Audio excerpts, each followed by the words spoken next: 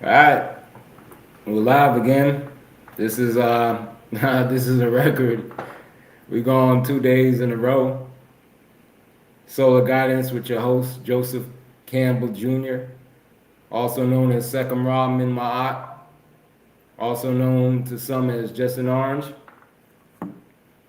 And yeah, welcome back. And I'd like to get started. We're gonna work our way into this because once again, these are all live recordings. I kind of know what I'm going to talk about today, but I do it live, I do it raw. Well, I don't always do it raw. You got to be careful nowadays. But yeah, man, this is unedited. This is real. I'm real. You're real. I gotta let you know that AI can't copy this. God built the algorithm in me that just can't be copied. Well, I don't even want to challenge AI because the next thing you know, someone's gonna listen to this. And the next thing you know, they're gonna be using me as like the prototype of randomness. See if AI could keep up with randomness. So let's not even tempt the hands of fate. But I'm real. This ain't AI. Stories are real. And yeah, man, welcome back to Solar Guidance. This is not therapy. Let's just read this disclaimer and get this out the way. Then we're gonna get started and pick the energy up some, see if anybody drops in. Um, you gotta start somewhere, right? So perhaps one day I'll look back and I can show people when I had 0 listeners and 0 people in my live stream, and anticipate I'll be looking back from the day when there's thousands viewing. All right, so let's do the disclaimer first. The information shared during this live stream recording is intended for educational, informational, and entertainment purposes only. I am a transformation and recovery coach. I am not a licensed medical provider, therapist, psychologist, or a mental health professional. Coaching is not therapy, does not diagnose or treat mental health conditions, and should not be used as a substitute for professional mental health care, medical advice, or emergency services. If you are experiencing a mental health crisis, emotional distress, or a medical emergency, please contact a licensed mental health professional, physician, or emergency services immediately. Participation in this live stream, including comments, messages, or questions, does not create a therapist-client or a counselor-client or a medical provider relationship. Any personal decisions you make based on the content shared are your own responsibility. By viewing or participating, you acknowledge that you understand and agree to this disclaimer. I hate to do it, but we gotta we gotta protect ourselves. But hey, welcome back to Solar Guidance. Let's build the vibe up a little bit. Look, yesterday I recorded, right? I recorded and I did something very rare. I went back and I listened to what I recorded. It's all a learning process. It's all a process of growth. But I realized the music, like, you could barely hear the music. And so I incorporate music at different times. I think it helps build a vibe up, kind of gives a rhythm and just makes it a little less monotonous than me sitting here talking to you. But also when I talk, I try to bring energy. And yeah, man, I tell you, this is all live. This is unscripted. This is me being myself. This is me reaching out to the world. And y'all, I hope you enjoy it. And so what I'm doing is, these recordings are live, right? I schedule myself to stream live for 2 hours, basically 6 days a week, which is a daunting task for someone who's very much an introvert. But I'm up for the challenge. And like I said, this is for you as much as it is for me. So welcome back to Solar Guidance. I hope you all had a pleasant day. We're living in days and times where, man, talk about the unexpected happening. Who'd ever think we'd have a clown in the office? And if you haven't figured out, I'm broadcasting from the United States. Atlanta, Georgia to be specific, my new home. Atlanta has embraced me, and I ain't come down here to take, man. I came here to give. Not just to Atlanta, but to the world. This is a long time in coming. And I thank all of you who are watching. I thank all of you who will watch for joining me on this journey. And I'm gonna just give you my best. That's all I could do. That's all any of us could do. I think sometimes we get caught up in this analysis paralysis. And we say to ourselves that we're afraid to fail. But here's the truth and the reality about failure, that failure is not an option unless you make it one. And life is not about winning and losing, so you cannot fail in life unless you choose to fail. And when you choose to fail, it means you choose to stop. So those are words of wisdom to anybody out there who might, be like me. I tend to get in my head. I tend to overthink things. And for a long time, I said I was afraid of failure. But then that ends up becoming an excuse at some point. Everybody can say that. Everybody can say they're afraid of failure, but you ain't never going to fail until you decide to stop. And if you have a goal that you want to accomplish, then you got to get to it, right? There ain't no reason that you shouldn't take the first step, especially if you're going to be living your life in regret, or every day you wake up, you're going to be kicking yourself in the wondering why you're still in the same position that you were in yesterday. So this is me taking a step forward, people. And when I say I'm very much an introvert, I am very much an introvert. I am a Scorpio by nature.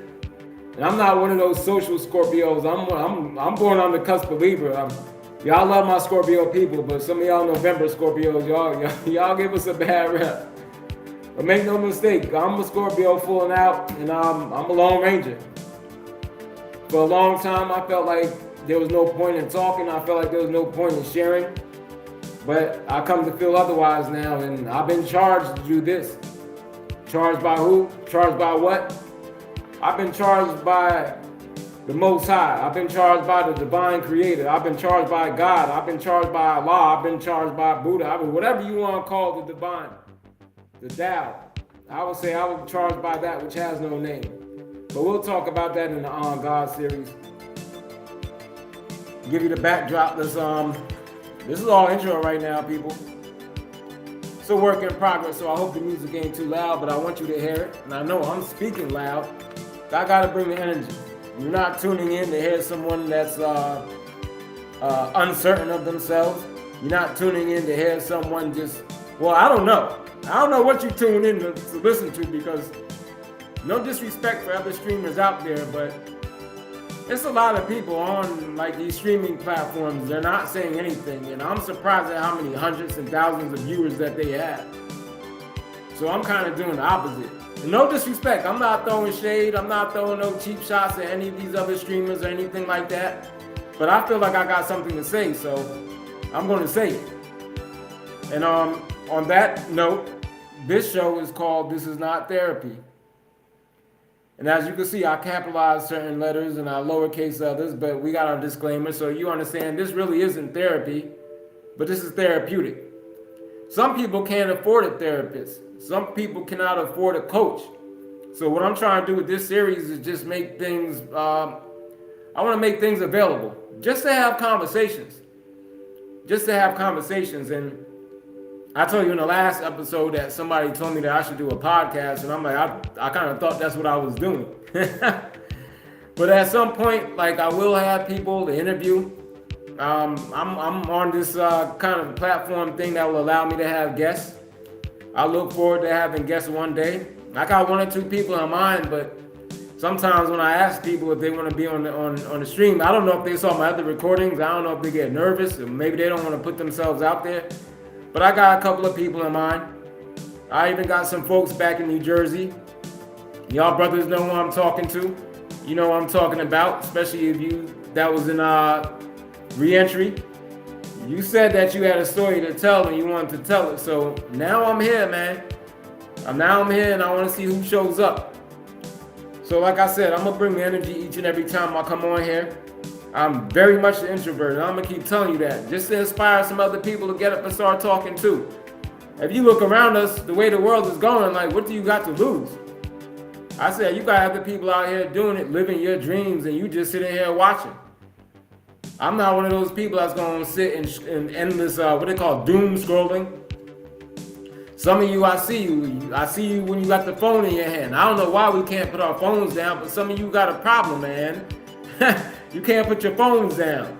And you looking at everybody else live the life that you want for yourself. So what I'm saying is, it ain't never going to happen until you take the first step and start doing it. God helps those who help others, who helps themselves as well. You got to take a first step. Faith without works, that whole kind of a thing. So if I'm an introvert, I'm a loner by nature, and I'm putting myself out there, I done shared my story with the whole world. It's only a matter of time before more people pick up on it. But I'm telling you, this is very much against my basic nature. But I am doing it. Why? Because I was at that point. I'm sitting, I'm watching, and one of my mentors, my teacher, I brought his name up before, Rasan Kukepper. He used to always say, don't criticize, condemn, and complain. Don't criticize, condemn, and complain. Instead, you should do it the way you see fit. So that's why I said I'm not throwing no shade on anybody, but I'm trying to do something a little different right now. So I hope y'all bear with me. I hope you see where the vision is. You see where I'm going with all of this.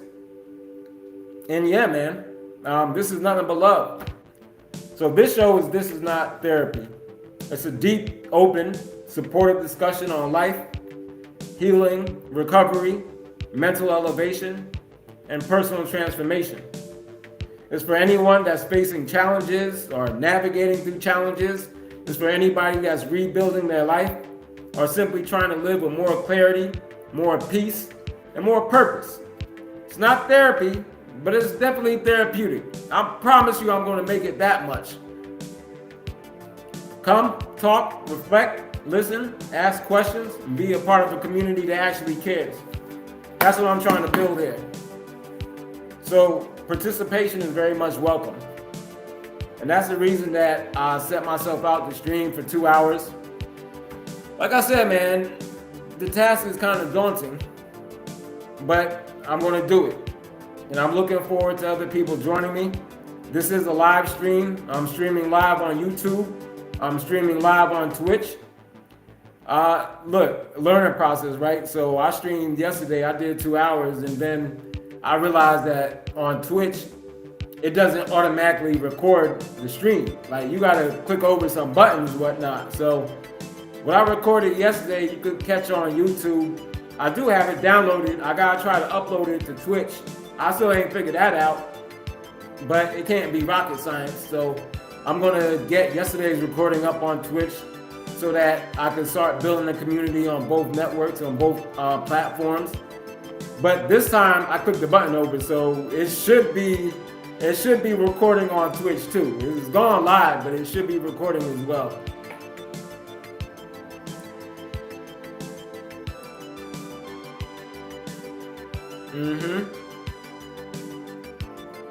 So like I said, man, you're always gonna catch me playing these different beats. It's just to catch a vibe, to build up a little bit. And that was the intro, folks. That was the introduction, man. All right, let's pause that for a second. All right, so as I get more comfortable, I didn't grab a drink. Let's hold on a second. This is really loud, man.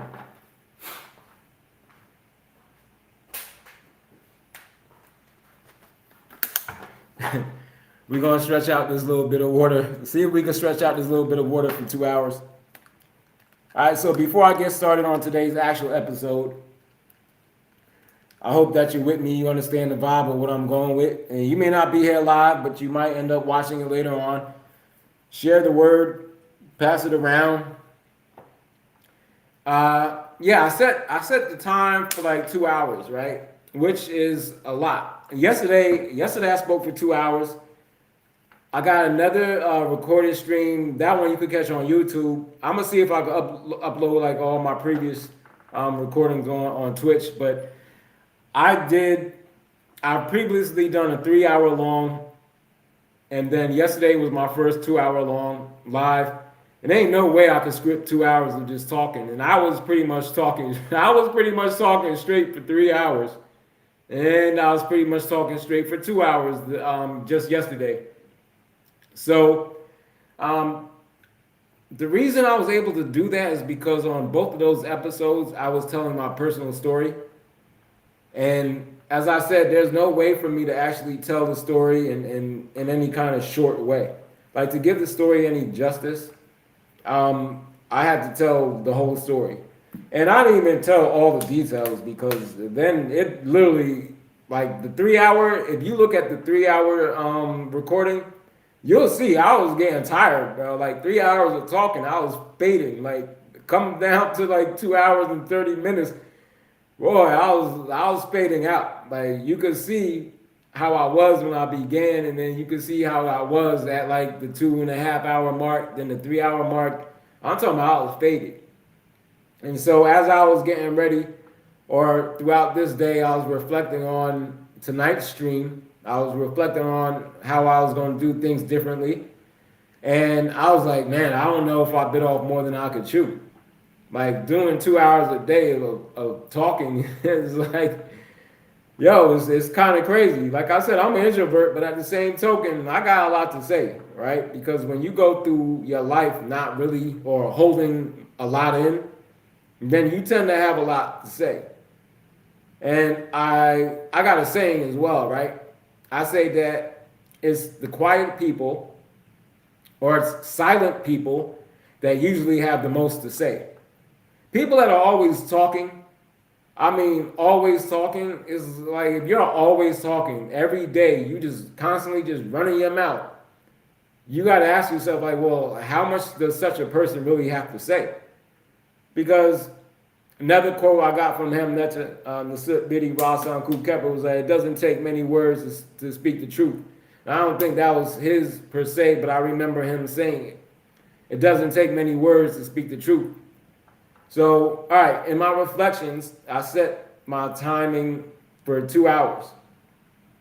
Obviously, I'm not like, there's no gun to my head. I could stop at any point, but this is a live recording, and I am going to post the recordings. And I said before that I don't want to edit anything. I'm not cutting anything out.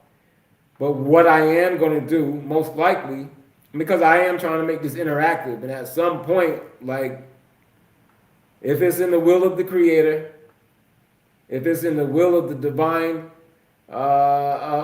Creator, then I will have some interaction at some point.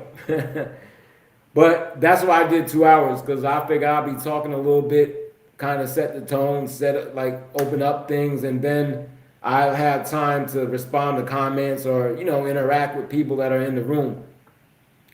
I'm doing this and I'm streaming every day for the purposes of it to be interactive. Also, it's a live stream, but what I am going to do, until I get people to actually speak to is, look, I'm just going to take this time to make content. So that's what we're going to be doing today. I am going to do a reflection of yesterday's broadcast. I like broadcast better than stream. Broadcast just seem more official, right? Like I'm broadcasting. That's it. It is the same thing as broadcasting. And we can't keep letting these individuals and I hate the term the powers that be, but we can't let the powers that be define everything. Like they throw a term out, then the rest of us grab onto it, and that's backwards. And like we the people are the creators. We the people are the ones that create the content. We come up with the ideas, and we determine the language that we're gonna use. So I'm broadcasting. Forget streaming. This is a live broadcast from I was gonna say an undisclosed location. I done told you I'm in Atlanta already.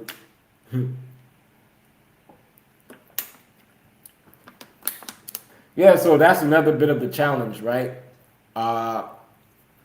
Here you have an introvert who I can talk to people. I enjoy everybody's not worth speaking to, but I can speak to people. And when I speak to people, it kind of gives me some interaction. It gives me some place to go with everything. And I don't have that right now, right? So literally, this is me looking into a camera, talking to an audience that is not presently in front of me. If there was an audience in front of me, it'd be a little easier. But that's another challenge that I have. And I don't know, for an introvert and with no audience, I think I'm doing all right to sit here and talk for hours. So today, I'm not sure how long the talking part is going to go. But when I'm done, whether it's 2 hours or not, I'm going to continue and I'll let the stream go for 2 hours because I showed up, right? I set the time, I put it out there in the universe. And when you do something like that, you got to follow through. And so that's why I really took this next step to just be more consistent. And I'm not gonna lie, like I said, it's like a daunting task. When I was thinking about it earlier, I was like, man, yesterday after the stream, I was tired. Talking takes something out of you, right? But my energy is high.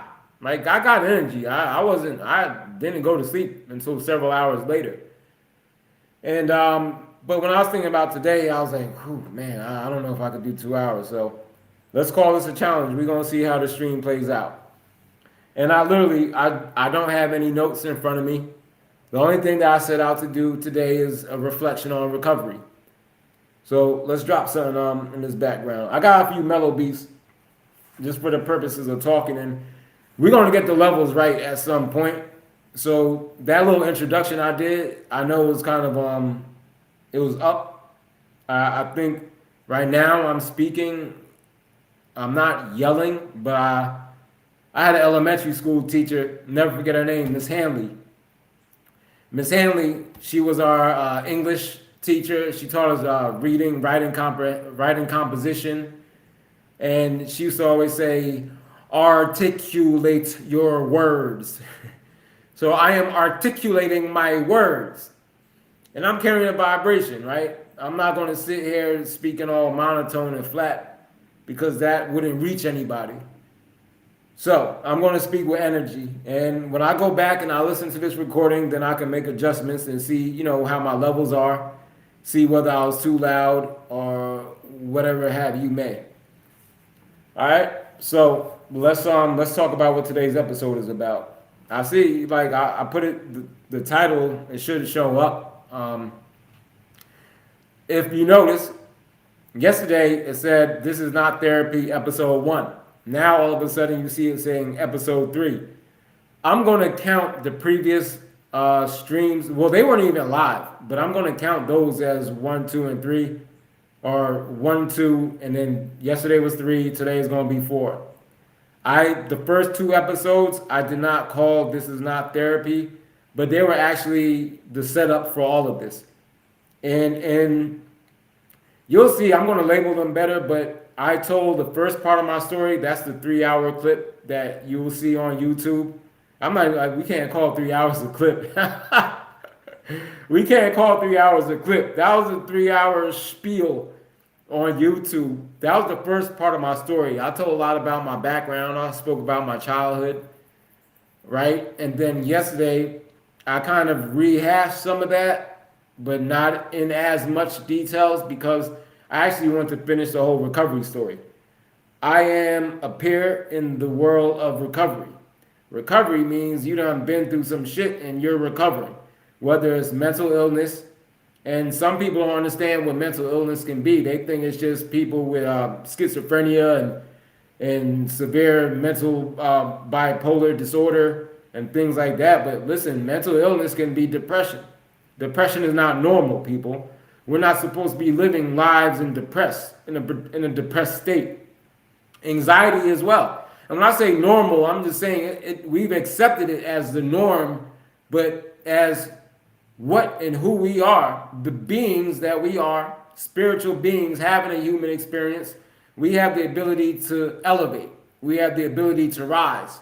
So it is not natural for a being of energy, a spiritual being, to live a life in depression. But we do live in a society, and when I say a society, I'm speaking from the US, but it doesn't matter where you're at. It doesn't matter where you're listening to, because no matter where you're at, I guarantee you, your society has been compromised. It has been compromised by people in positions of power, man. has been compromised by people who have ulterior motives, man. And the bulk of us, the people, the majority of us, have been living under false pretenses. We have been living under a matrix, a system of ways of operating, right, that are not benefiting us, that tend to empower others and to keep them in power. So I say it doesn't matter where you're at, right? We live in a day and time where most of us have been misled. We've been misguided. As Malcolm X would say, we've been bamboozled.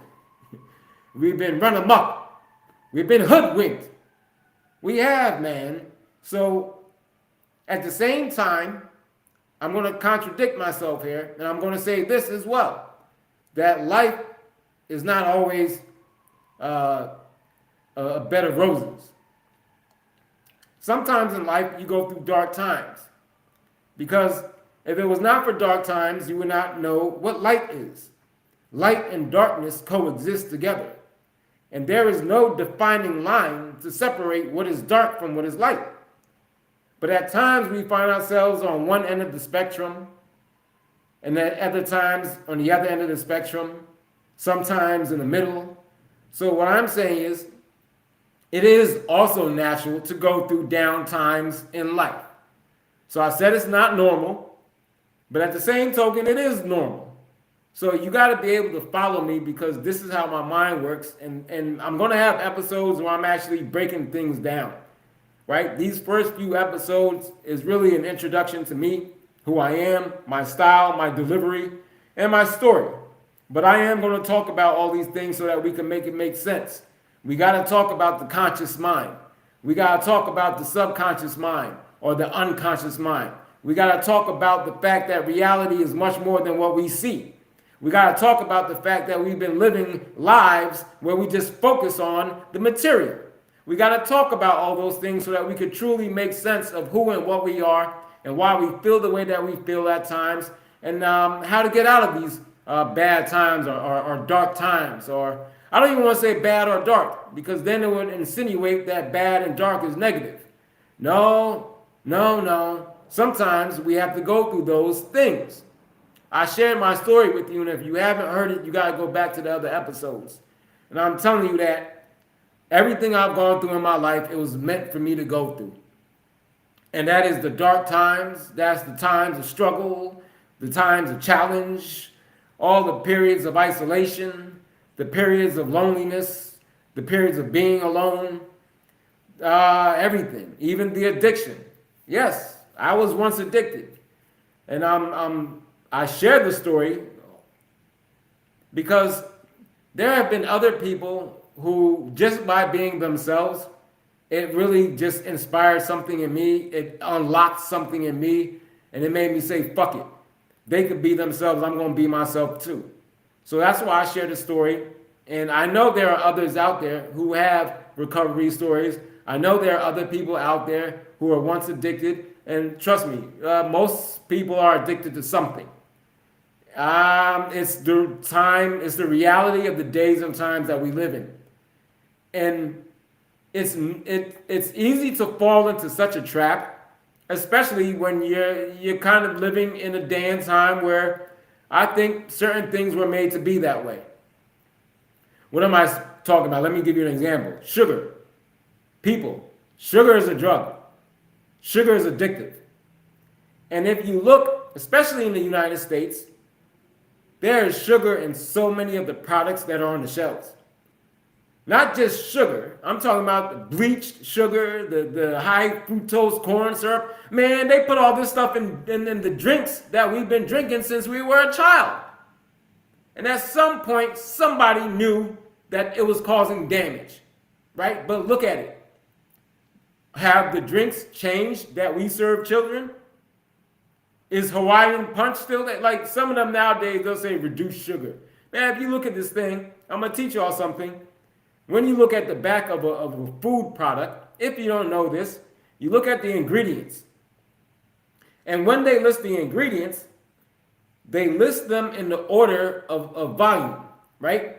They list whatever is the most, whatever has the highest amount comes first. So I had this powdered drink, right? It was for a tamarind drink. Tamarindo, as the Latinos call it. It's a tamarind drink. I like tamarind. I like tamarind juice.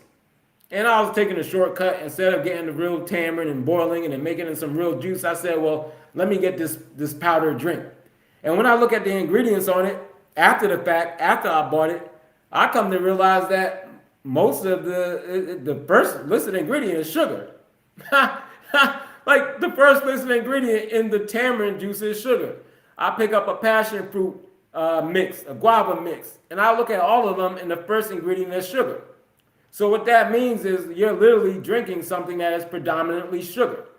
And we're going to have a whole episode talking about sugar because this is not therapy, but it's therapeutic.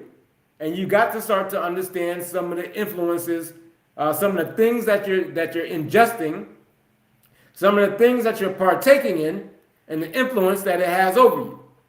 And so sugar is one of them, right? So I said pretty much everybody's addicted to something at some point, right? Another example. And I spoke about this in one of my previous recordings. So some of you might not think that social media is an addiction, but social media is an addiction. We're going to have a whole episode talking about that too, because I think it's one of the worst addictions. Why do I think social media is one of the worst addictions?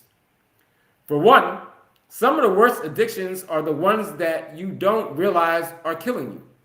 You don't realize the effect that it's having on you. I was addicted to hard drugs. I done did alcohol, I did coke, crack, crystal meth. I did hard drugs. And when you're doing hard drugs, you know it is killing you. You know it. You see yourself losing weight, all of that. Sugar, how many people think sugar is killing them? You don't think sugar is killing you until later on, as you get older, you form, for some people it's diabetes. For other people, it's just a whole bunch of ailments. You get old and you start getting sickness.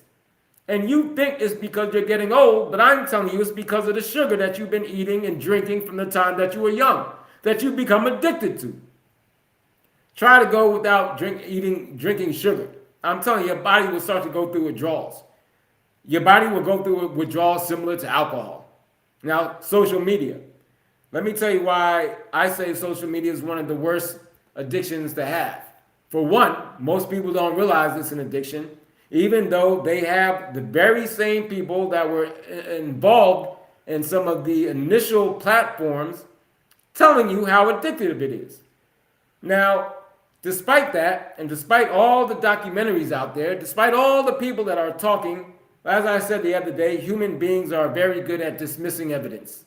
We can look evidence right in the face and ignore it, and we go about our lives like we do every day. We don't pay it no mind, man, because it's not killing us. And we have all the people who are on the hard drugs to point at and say they are addicted. They are addicted, and they are addicted, but I am not. But now let me tell you what it does. Social media. Your mind, we'll talk about this in other episodes. Your mind, your subconscious mind, cannot distinguish reality from fiction. Like whatever you're looking at, your mind is processing as real. Okay? So now you have social media with algorithms that, as we know, from the very same people who made the algorithms, they're made, right, to dig into your psyche. They're made to bring up your desires and your lust. And they'll end up exposing you to things that you never even knew you had a craving for or a desire for. They can create desires in you, people. Just by you endlessly scrolling every day on social media, you are being wired. Your subconscious mind is being wired, man. It is now being programmed by somebody outside of you.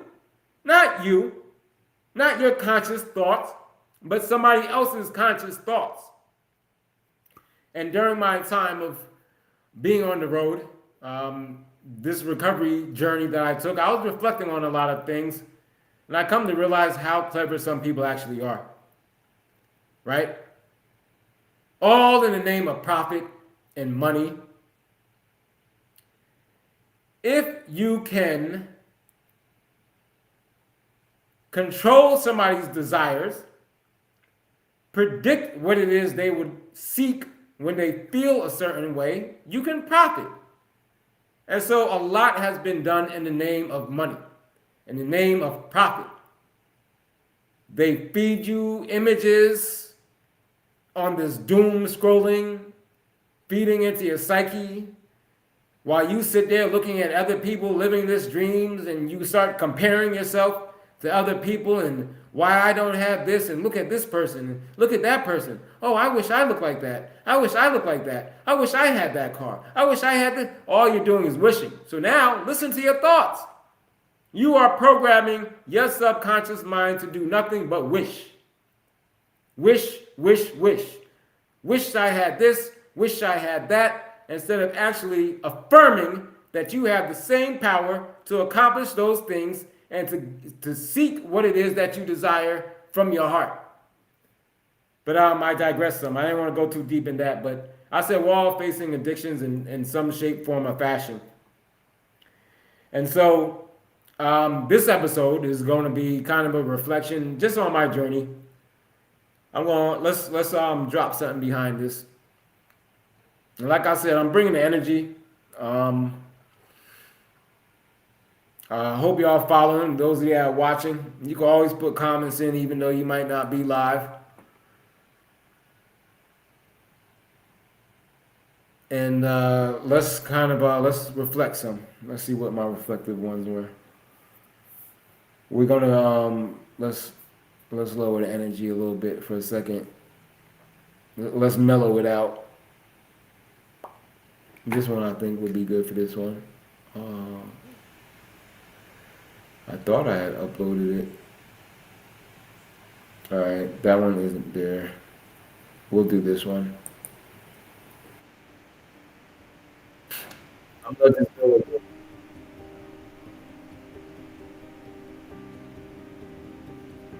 Beat. All right, so that was intense. That was a rather intense introduction in beginning to our stream.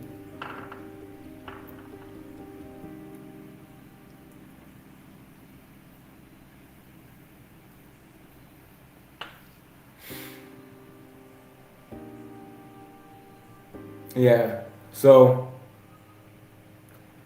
if you haven't seen, I don't want to go into details of the whole story, but I really want to kind of just take this time to just kind of reflect and tell you what some of my thoughts were like throughout this whole journey. I guess we should start with the beginning, right? Let's see if we could just get that a little bit. I don't think I'm competing with the background. Now we'll tune it out in a second.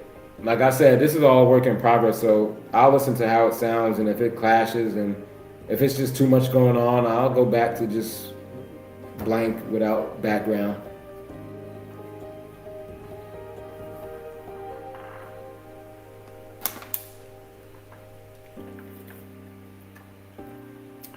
Yeah. So this is a reflection on recovery. This is a conversation about addiction. It's also just a conversation about life.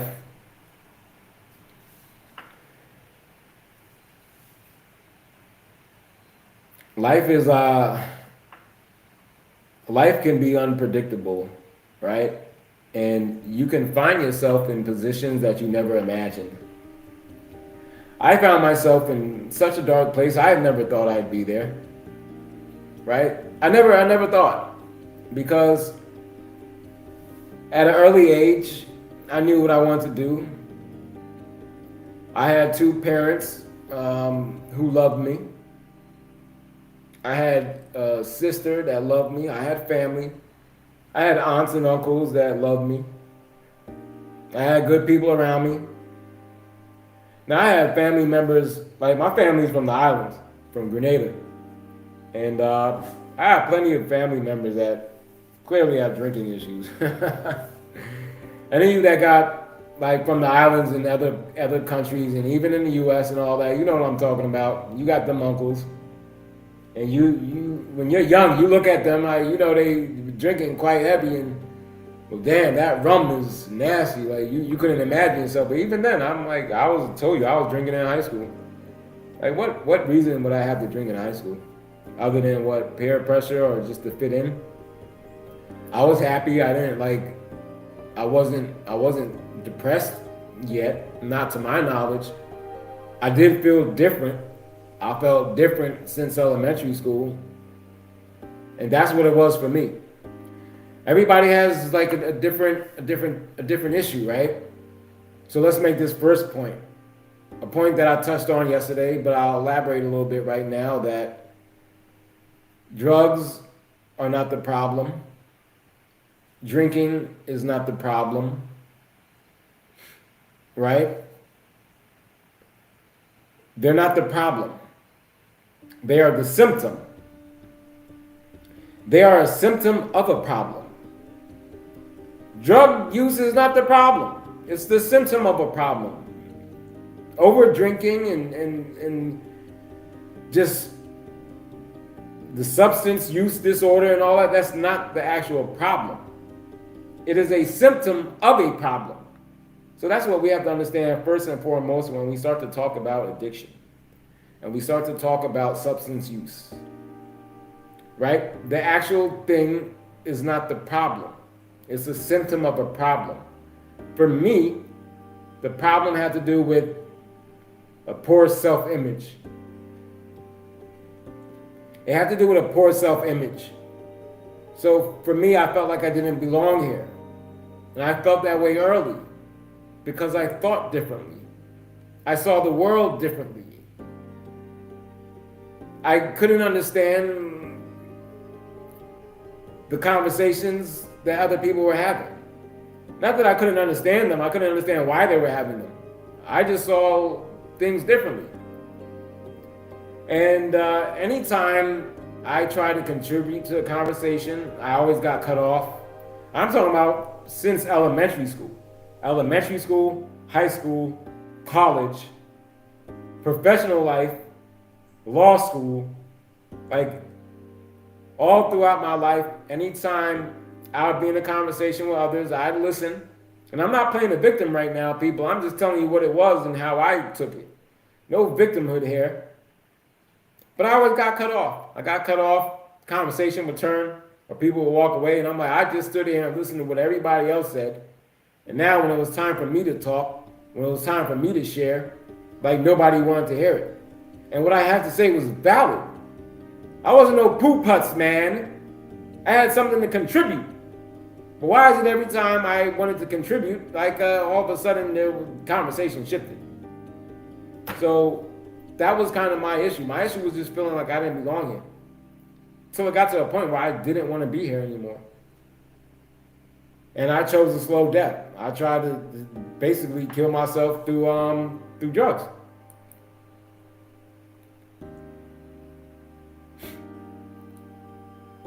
When I speak to a lot of people, I speak to a lot of guys on the street, and for a lot of the brothers out here, they will tell me it was women. They said it was women that led them to doing drugs, to drinking. It was women. And I always try to tell them, once again, don't blame the woman. Perhaps you were with the wrong woman. But unless someone put a gun to your head and told you to do this or do that, nobody forced us to do what we did. We all have to take accountability for it. And like I said, it was a symptom of a problem. The problem was the poor self-image, that I felt like I didn't belong here. And this was even with God guiding me from the time I was young. This is with all the I would say, phenomenon that I experienced and that I observed.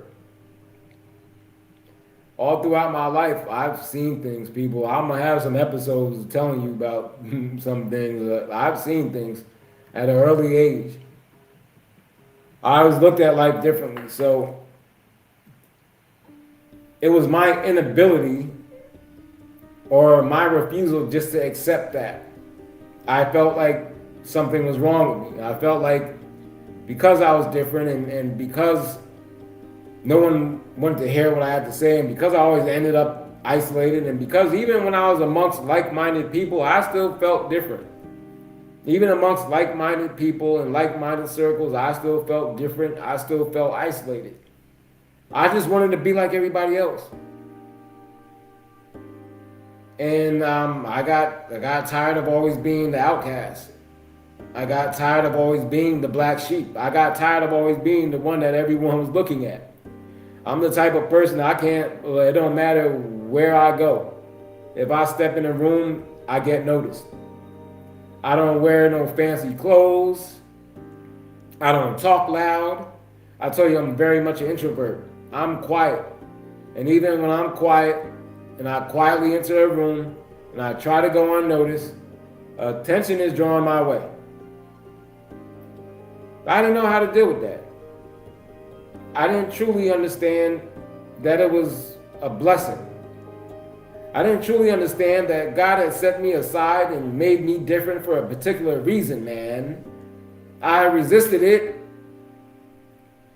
I thought something was wrong, and I just wanted to be like other people, man. I just wanted to be like everyone else. And I figured if at one point it was like the drinking was a social thing, right? Maybe if I could drink, I'll get tipsy and I'll be able to laugh and joke around with people, and I could end up, you know what I'm saying, finding someone. You know what I mean, you're on the dating scene, you want to go out to the bars and socialize and talk to the females out there and whatnot. I figure I have a couple of drinks, loosen up my tongue. You know, you get that swag about you, you get that vibe. And then for me, what would happen is I never reached the point I wanted to reach. And so I would drink more. And then it's only a matter of time before you're no longer in control. So I could never find that feeling through the alcohol. I would drink and I would drink and I would still be myself essentially. Or I would drink too much and I would become somebody that I wasn't. Man, I got into so many arguments and all kind of shit. Like, I'm not perfect, people. That's another reason I'll be sharing my stories. Like, I'm not perfect. Everything I've gone through, though, gives me a right to speak on these things. I'm not a hypocrite, man. I've lived.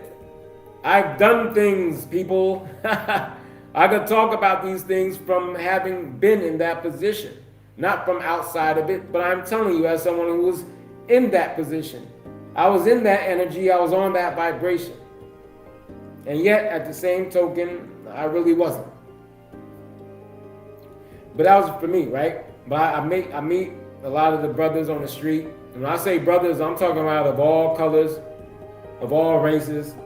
I call everybody brother, I call everybody sister. It's not just because I'm black and I'm talking about black people. I'm talking about all people. So I meet brothers on the street of all classes, creed, color, and they would tell me it was women. And man, and it wasn't women, man. Maybe it was a lack of responsibility with the gift that you had. So you're out just, you're out jumping from one person to the next. You're mixing and mingle with people who don't have good intention. So don't blame other people. It wasn't the women. It was your choice of women. It was your choice, and it wasn't there. Right? Then there's other people who have just gone through traumatic experiences. There are some people that have had very traumatic childhood because they say most of us are living out our childhood traumas. And so the drug use is not the problem. It was the traumas that you went through, and it was how you coped with it. It's how you coped with it and how you chose to deal with it was by trying to numb yourself out. Because the trauma you went through made you feel a certain way about yourself. And based on trauma, we know that trauma can affect the way we act and we behave in our response to it. So they say life is not so much about what happens, it's about how we respond to what happens. And many of us did not know how to properly respond to the things that had happened to us. As I told you before, that's okay because sometimes we have to go through these things for us to understand how we should have responded. People can talk and tell you what to do until kingdom come. But sometimes you have to walk that walk. You have to go through it. My father would always tell me, he said, man, if you would just listen to me, if you would have just listened to me, I told you this, I told you what to do. Because my father wanted the best for me. He wanted the best for me. He wanted me to be independent, right? He didn't want me to make the same mistakes that he made. He did everything in his power to avoid me falling into the trap that I fell into. And what I tell him now, being older, being of having reflected, I tell him, like, listen, I appreciate all of that, but my journey was my journey. And so when I'm saying that, I'm telling you that it's okay. Some of us had to go through the things that we went through for us to come out of the other side and gain greater understanding. And I know that sounds fucked up, but none of us can claim to understand how God operates when God is infinite in nature and beyond our understanding and beyond our comprehension. Because I do believe in a supreme creator. I do not speak on behalf of any one religion or any one spiritual approach. I've been educated in many of them.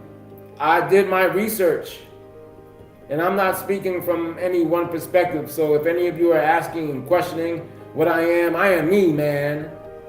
I am sent by God, man. So I'll tell you, this thing we call God operates in such a way that we could never even imagine it. And so I do believe that God is always in control. And so some of you said, so God let me go through what I went through? Perhaps.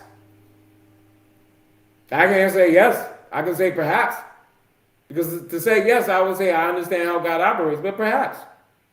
Or perhaps it was of your own doing.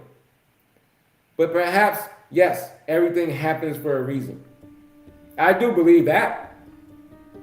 I do believe that this divine intelligence is intelligent. There's nothing random. Even the mistakes we make. None of it. Including the choices we make with our own free will. None of it is by mistake. And with the proper guidance, right? The proper support, we can learn from it. I do believe everything in life is a learning experience. And so, yeah, I'm not here to judge, because I never thought I'd be in the position I was in to be addicted to hard drugs. Like I said, I had everything, and yet I found myself in very dark places.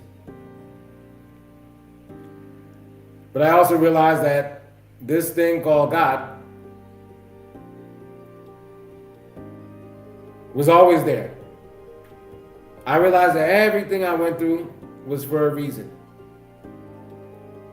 And no, I can't make sense of everyone's story. I'm not here to do that. I'm just speaking, and I'm telling you from my own experience what I've come to learn and what I've come to realize. You can have different opinions than me. That's okay. You don't have to agree with me. That's okay. There's enough space in this universe for us to all be correct. Because there are people who wish harm upon others. And some of us are prey. But even with that said,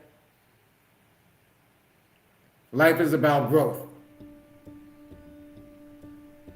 And no matter what you have gone through, it is never too late to grow from it.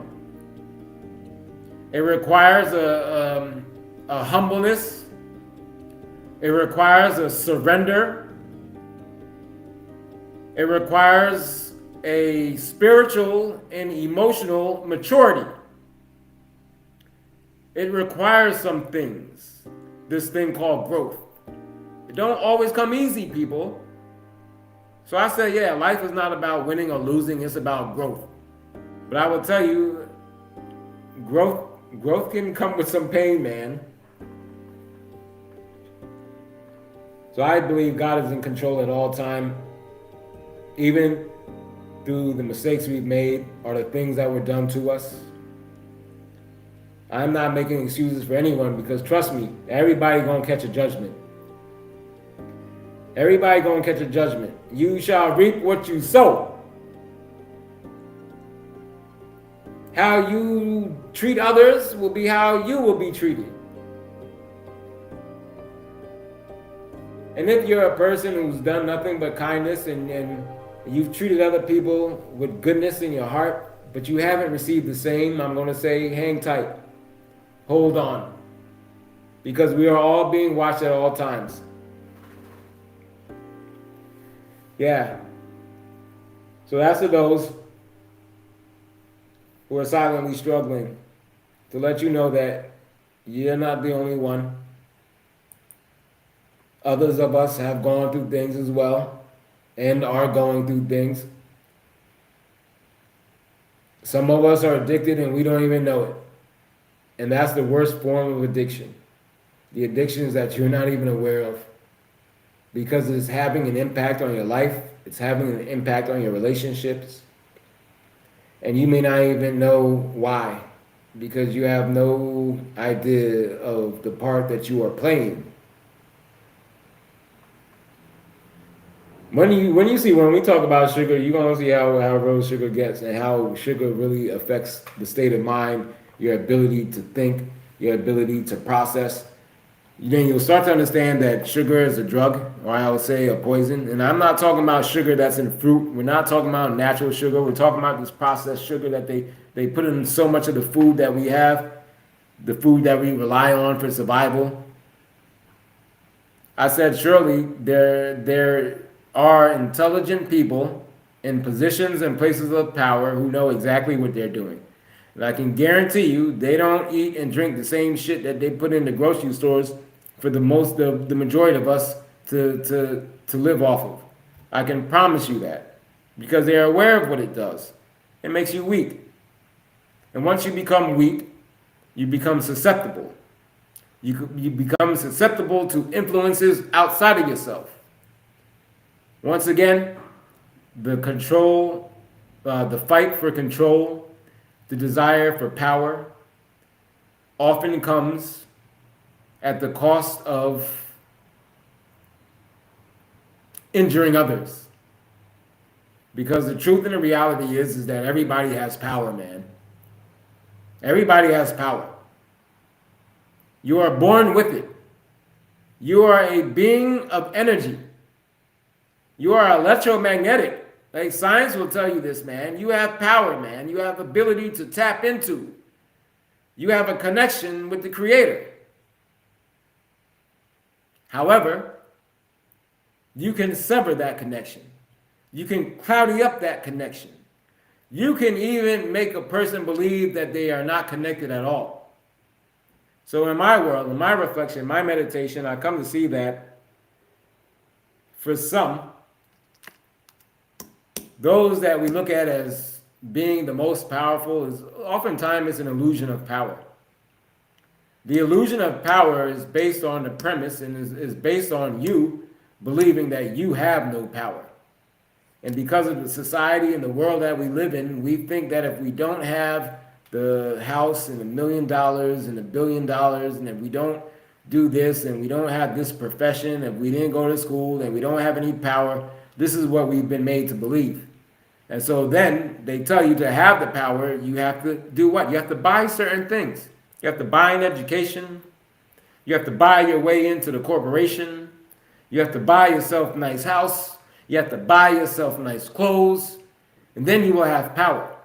This is why I hear some of these songs, right? Be talking about money, power, respect. Now first you get the money, then you get the power, then you get the respect. No, no, no, no, no.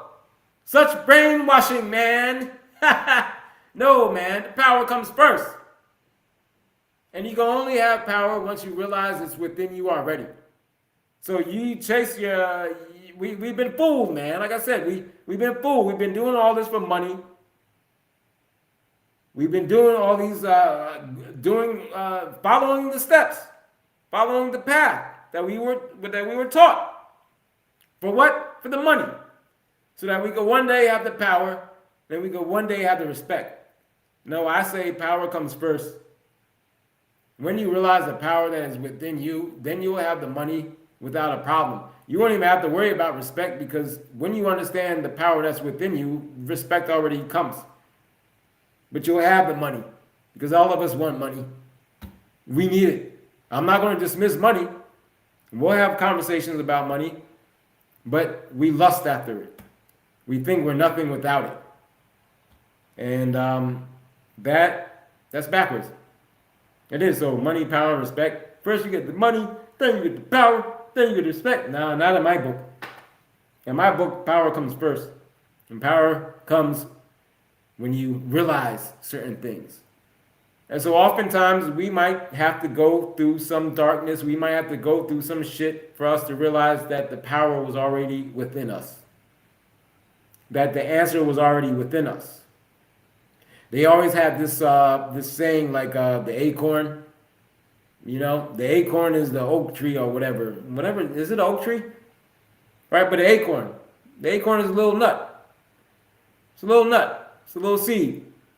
And then that already has the potential for it to be a tree. But you don't see the acorn trying to become a tree. No, it must grow into it, right? So oftentimes we have to go through a process, because life is a process, to understand these things. And there's no shortcutting it. There's no shortcutting it. It's a process. There was a nice quote. When I heard this quote, I heard it in the movie Dune. But I look it up, and it's a quote from a book somewhere.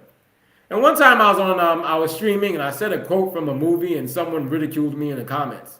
So, oh, you quoted, no, that's a quote from a movie. And were not movies written first? So like when you're quoting a movie, you understand you're quoting written word, right? And so what? There are gems in movies. But I first heard it in the movie Dune. I looked it up, and it's a real quote. And it goes like this. I'm going to paraphrase it. I can't remember who the quote was from. But it said something like, life is not a puzzle, a mystery to be solved. It is a process, one that cannot be understood by slowing it down. One must learn to flow with it.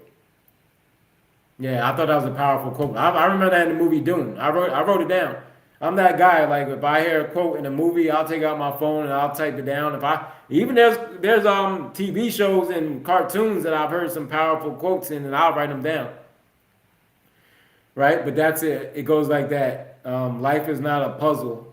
Life is not a puzzle, a mystery to solve. It is a process, one that you cannot understand by slowing down. You can't slow down the process to try to understand it, but you have to flow with it. You start to understand life when we start to flow with it. And so many of the things that we do in life resist the flow of life. I resisted, and my resistance is what brought me, I'm not going to say unnecessary hardship, but my resistance is what led me to a longer lesson. It's all lessons, people. And so like the more you resist, the lesson is going to get even harder. The lesson going to get deeper. But life is a lesson. It's not about winning and losing. It's about growth. And sometimes with growth, you got to go through some shit.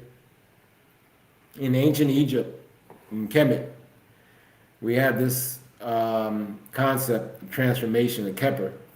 And Kepler is represented with the scarab beetle. And you see the scarab beetle will roll up a cow dung, right? It rolls a ball of cow dung, of shit, of manure. And it puts its seed inside of it. And it rolls this, and this is deeper than this, but for the point of what I'm saying is that it rolls this manure into a ball, right? And it's poop, right? But from out of it comes life. So from the shit we go through comes life. Like sometimes we have to go through things. So those of you that have gone through things, don't be too hard on yourself. I was one of those people. But I learned to accept what I've gone through. I've gotten to the point where I can openly talk about it. I don't feel shame about it. And you will have that experience as well when you stop resisting the process, go with the flow. But don't be too hard on yourselves. You know, it's just natural through the process of life to go through some things in the name of growth. And there's not a person who hasn't. Some of the most impactful people I've met are the ones who have gone through some of the most adverse conditions. People that have had to rise up from some of the lowest positions and from some of the darkest places end up becoming some of the most impactful. Because after that, you understand, and it gives you a power. It's like me personally, after all I've gone through, I'm really not really worried about much at all. I do get into a habit of overthinking at times, but I have to constantly remind myself of what I've gone through. Because, I mean, I lived on the street for damn near a year and so, just out of a book bag, and I ate every day. And that gave me a humility. That gave me an appreciation for the small things. And I think that sometimes you don't really get that full appreciation until you lose it. Most of us that are free don't truly appreciate freedom, especially in the United States, when you got freedom of speech and so on. Let you go in another country and open your mouth, or let me go in another country and talk like I'm talking now. It might be a whole nother story. But I appreciate the freedom that I have. And when I was locked up, I got incarcerated. I only did 6 months. So I'm not making it to seem like I'm someone who did years. I know people who have done years. I know people who have done decades. I couldn't have imagined going through that, man. 6 months was long enough for me. I got it. After 6 months of not having my freedom, and someone shouting at me, talking about, it's time for beating. It's time for beating. Line up for beating. That's what they say in jail, man. Prison and all that. Beating. That's what they say. Line up for feeding. You know what you feed? You feed animals, man. And I know that the CEOs in jail were instructed to use those terms.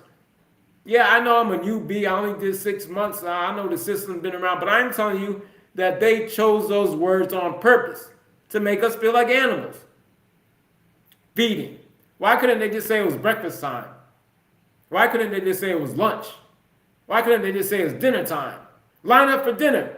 Line up for breakfast, guys. Round up for lunch, guys. No, line up for feeding. Feeding. I couldn't stand that. I could not stand that term. Feeding. Time for feeding. What you feeding? Like, what you mean time for feeding? When I first heard that shit, I was like, what? Time for feeding? What you mean, breakfast? Feeding. Being inside, not even able to see the sunlight. You can't see the sun. You can't catch a breath of fresh air. All you doing is looking around and people wearing orange and green. I've always appreciated my freedom, but it wasn't until it got taken from me where I truly appreciated it. I've always appreciated food, but it wasn't until I was living on the street and I had to look around and I had to, well, I can't stand bologna, but when I was living on the street, them people came around with bologna sandwiches, I was thankful. I don't care if it had mayo on it. I don't care if it had mustard. It didn't even have to have cheese. You just gave me something to eat, I was thankful for it. I don't eat pork, but when you on the streets and you don't got nothing to eat, you going to eat that pork. You going to eat that bologna. I don't care I don't care what it's made out of. You going to be thankful for that. I'm thankful for bologna, people.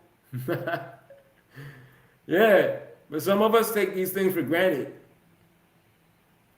And so I'm sharing this. And right now, like, so you understand, these are all reflections. I'm just speaking, right? These are reflections. I'm flowing.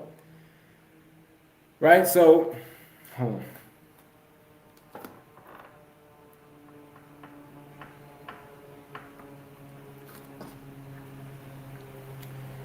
So many of us, we just take things for granted. And I remember there was one time I was asked to do, like, we were doing a meditation or something, right? And this might have been in the Temple of Anu, templeofanu.org. It's either .org or .com. You can check out the temple. That's where I came from. 'Cause, I've learned from many people. I was a part of that temple for a minute, so you'll hear me reference it. I always shout it out. Shout out to him that's in the Sit Bidi Rasan Kepa, the him that's and Bara. I don't know the whole title in Bara. I love you. But we were doing this meditation, right? And I think the instruction was simple. It was like bringing the inner smile, and it was like you had to think of a time when you were extremely happy. Think of a time of joy. And for a minute in my life, that was difficult. I couldn't think of a time where I was just extremely joyful. And I was extremely happy. Because I was like, for so long in my life, that those feelings of not belonging and all that, it was just heavy on me. Of not being able, I could build rapport, I could build trust with people, I can connect with people, but interpersonally, like personally in my life, relationships always been rocky. Business wise, I'm fine. You want me to? I could do cold calls and build and have somebody wrapped around my finger with the trust, but building that with friends, it just didn't work. Like I got betrayed. I done been cursed out by people who called me their friends so many times. But the assignment was simple. The assignment was reflect on the time, right? Reflect on the time when you were extremely happy and you were joyful. And that's supposed to bring a smile to your face, right? And it brings a smile to your internal organs and all of that, and it releases things from you. And I know there was a time I couldn't. And I know there are some of you right now that may find it difficult to find that time of joy, that time of peace to reflect back on. So what I'm going to tell you is just be thankful. Embrace gratitude. Be thankful for the air that you're breathing, that you're outside, that you could see the moon, that you could hear the crickets. Be thankful. Be thankful for that. Be happy for that. Because there are people doing serious time. I only done 6 months. There are people locked up for 10, 20, 30, 40 years, 50 years. Some people locked up for life. Now, granted, some people, it might have been the cost and the penalty for their offense. I'm not speaking about whether they're guilty or not guilty. I'm just speaking about the state that they find themselves in, not even being able to look at the sun, not even being able to have a fresh breath of air.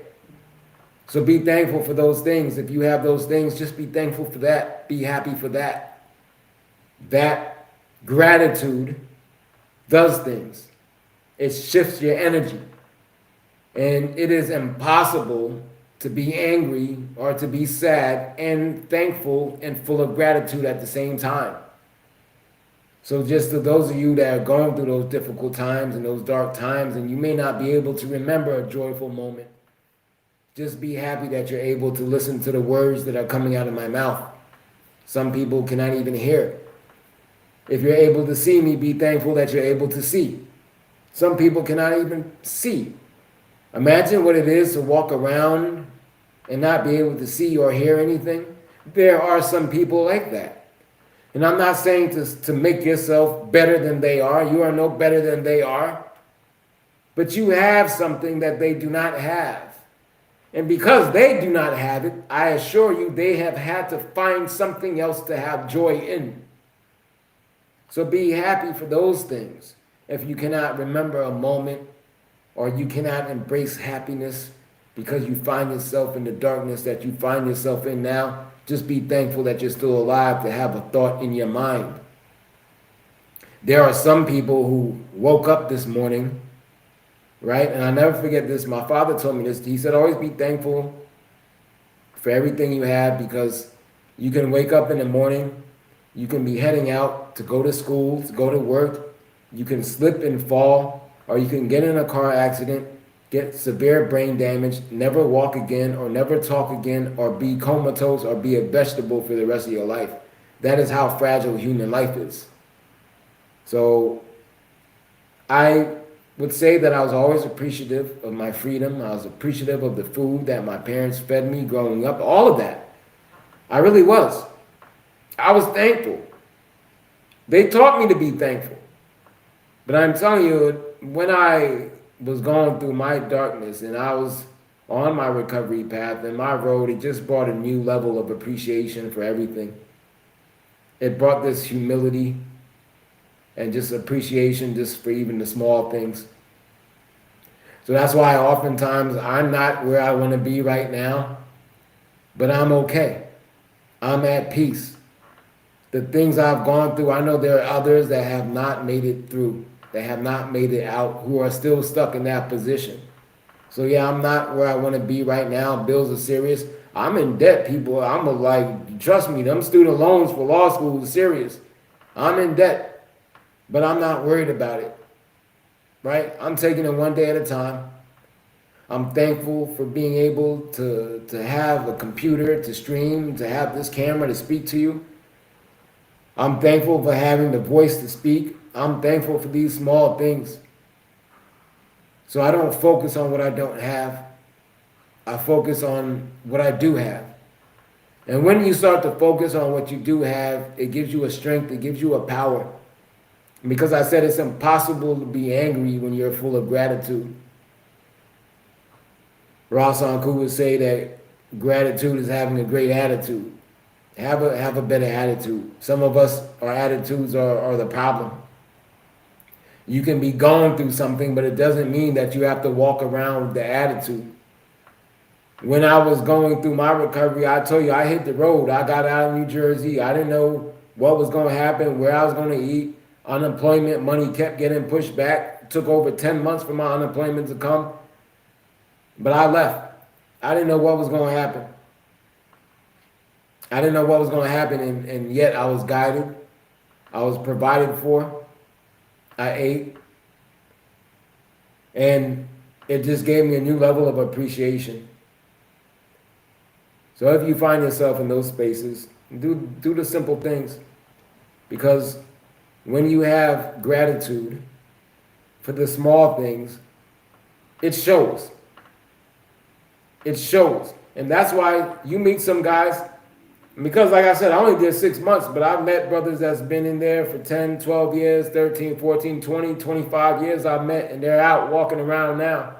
And those who did not let their time do them, but they did their time, they have a humility and a peacefulness about themselves and an appreciation.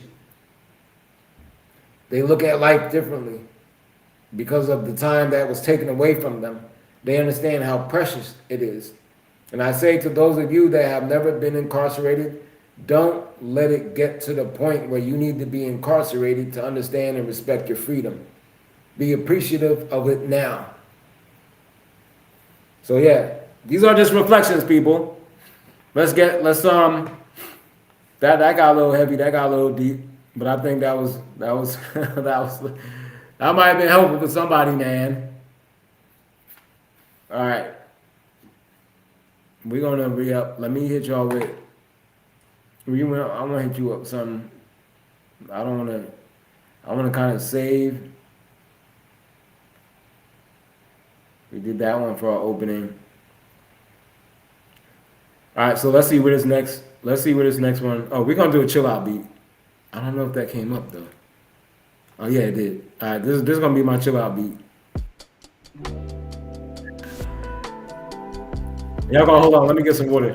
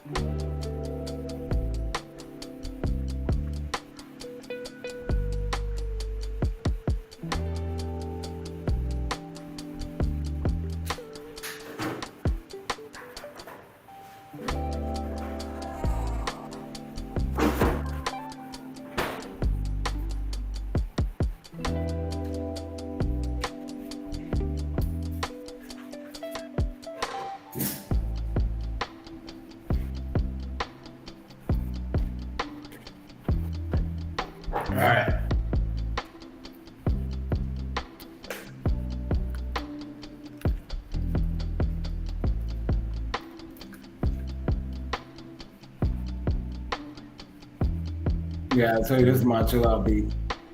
All right, man. Well, hey, man, we ain't doing too bad. That was an hour 20 minutes, unscripted talk. Woo! Okay.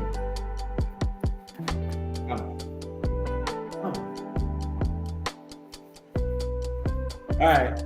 So, like I said, like the whole idea is to really have time for comments and to interact with people. But I think I got two people watching. I know who one of them is. What's up, Abs?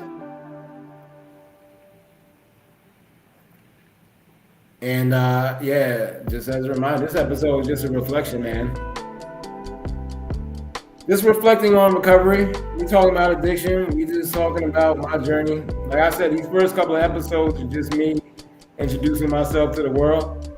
I want y'all to get to know who I am. This is Joseph Campbell Jr., your host. Second Ramen in my eye. That name is comedic. It means I have the personal power of the consciousness of the cosmos, God, firmly rooted in divine law. I have the personal power of God firmly rooted in divine law. I have the personal power of the consciousness of the Creator firmly rooted in divine law. That's a big name to live up to, trust me. But as long as I'm alive, like I'll be living up to it. I'll be doing everything I can to carry that name with respect, with honor, with power. And even me, with such a name and such a background and the promise and everything, I fell, man. I fell off. Like, but I'm living proof. You could get back on. It's been a road of rebuilding, but it's possible. It's extremely possible. It don't matter how far you slip, man. Trust me, I was down hard. When I said I was down hard, I was down hard.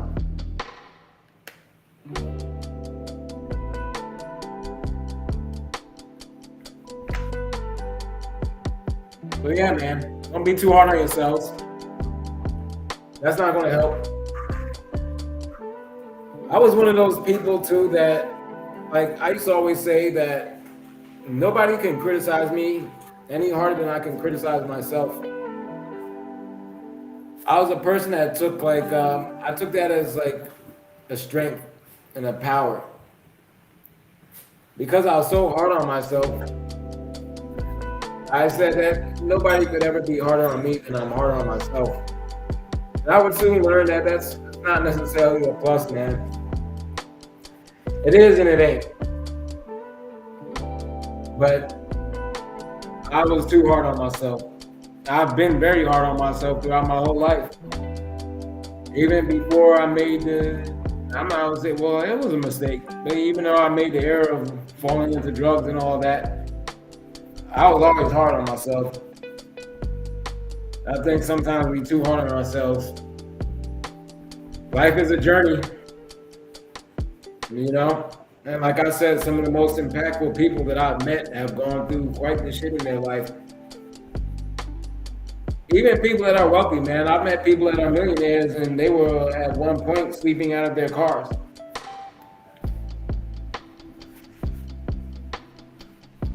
They didn't know where, they didn't know how, they didn't know when, but they never gave up. So that's one of the messages here today, in my reflections and me sharing the story and what I'm trying to tell a number of you is don't give up. Don't give up. There's always a brighter day. Doesn't matter how far you're down. Like, there are people out there that actually care. Much of my journey I went through on my own, to be honest, but God was with me. I didn't do it completely on my own. Like, trust me. My story is kind of crazy, just how I told it. And if you were to really know everything that happened, then you would know how crazy it really was. Because there's a whole lot that I haven't shared. Only a select few know. Nothing shameful or anything like that, but it was intense. And I'm alive, man. Like, my laughter is real. This ain't forced. You guys should introvert on here, talking for 2 hours, 3 hours. We hitting the hour and 25 mark. Yeah, so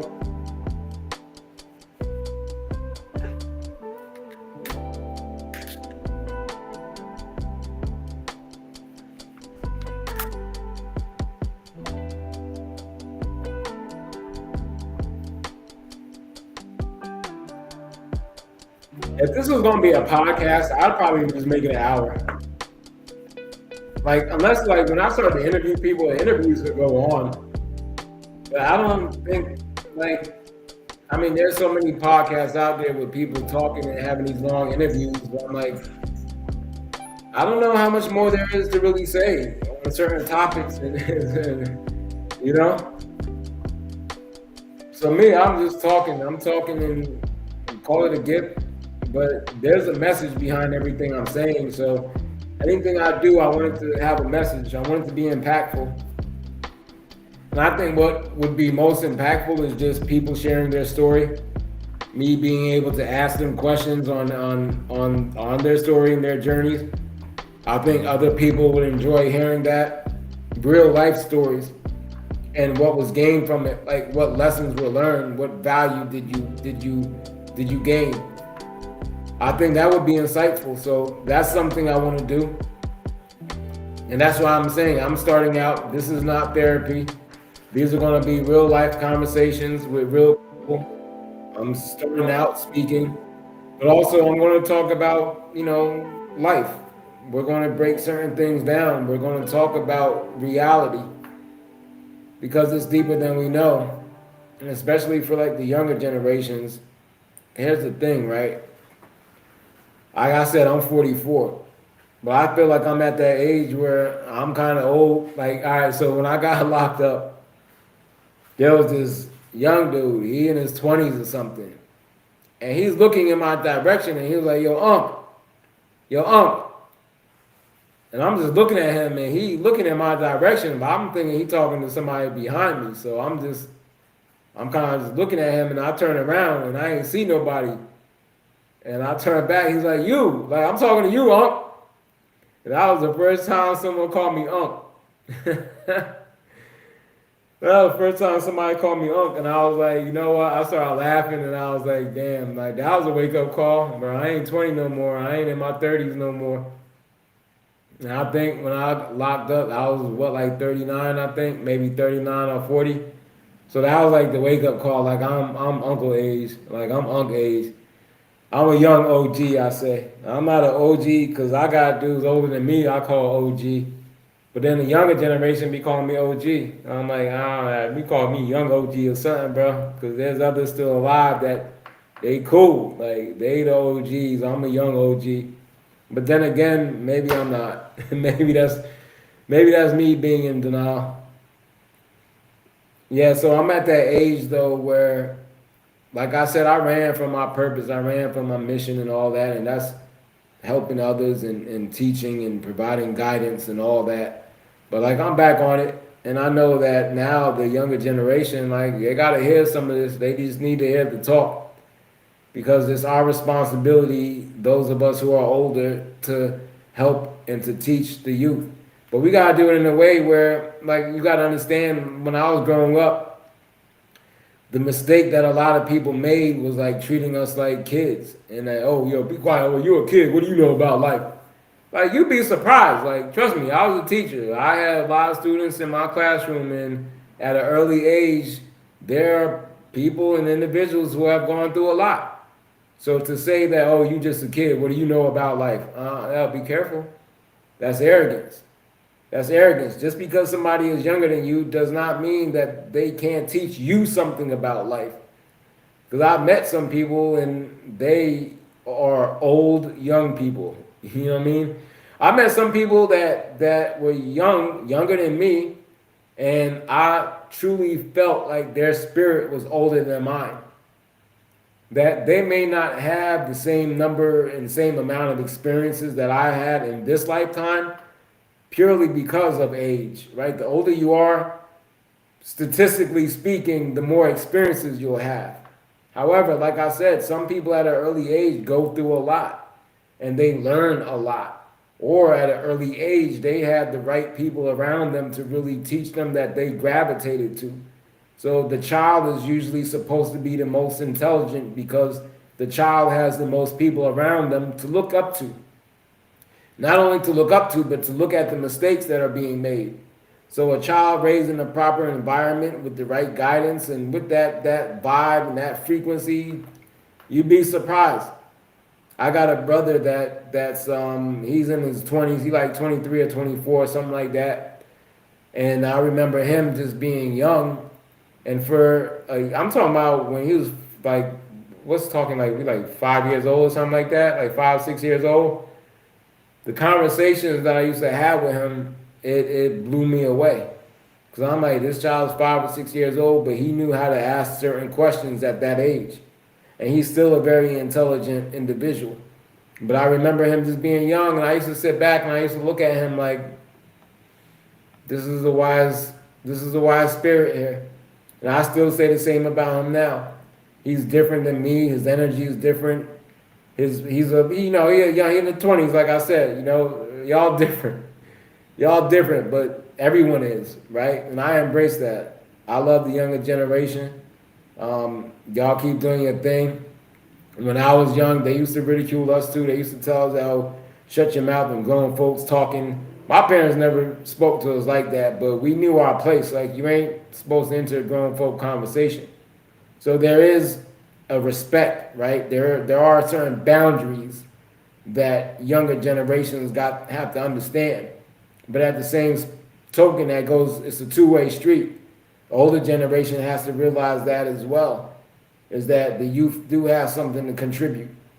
And just because they're of a younger age doesn't mean that we should not listen to them.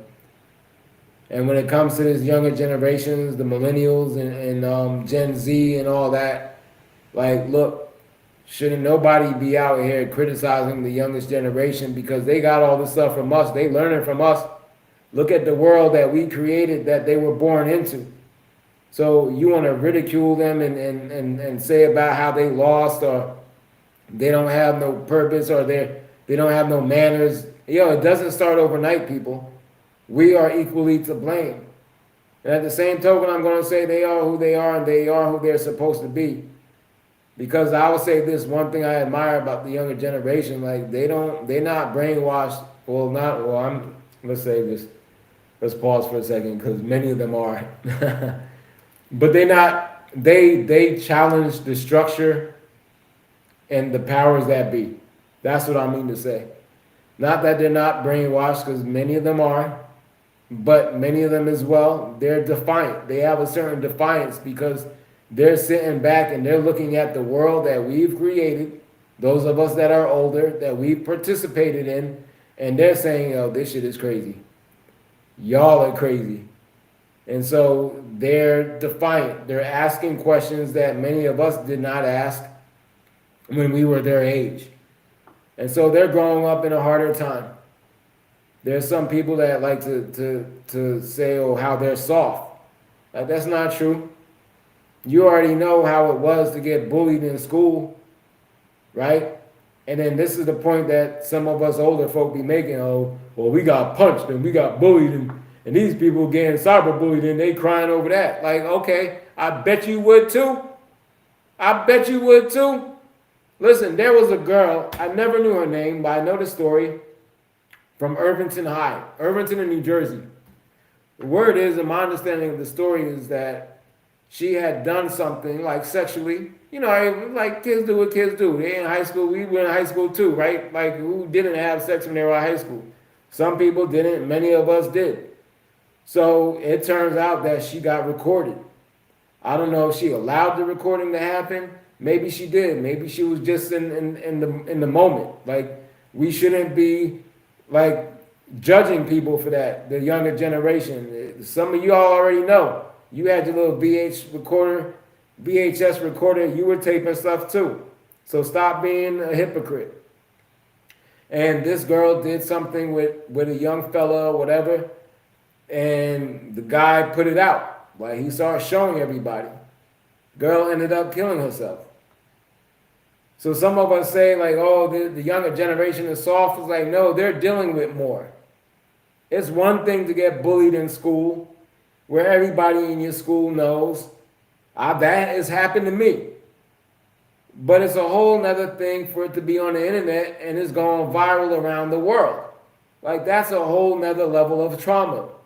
So we got to start to, like, don't be hypocrites, and we got to step back and step out of our shoes. Like, that's the problem that so many of us have, is that We can't step out of our shoes.